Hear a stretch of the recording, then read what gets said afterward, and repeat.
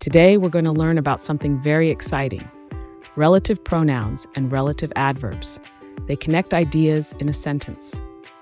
Let's start with relative pronouns. These words are whom, whose, which, and that.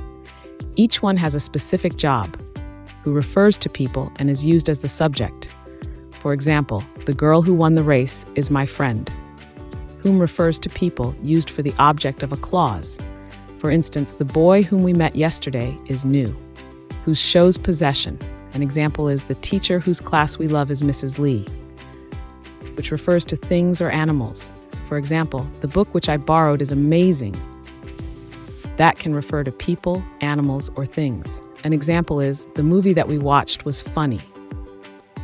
Now let's talk about relative adverbs. These words are when, where, and why. When refers to time.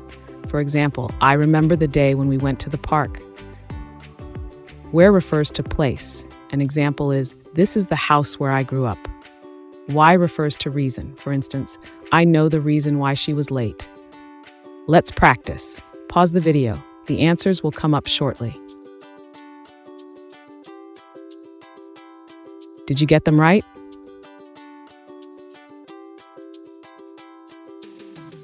Both relative pronouns and relative adverbs help us avoid repeating ourselves and make our writing smoother. Keep practicing.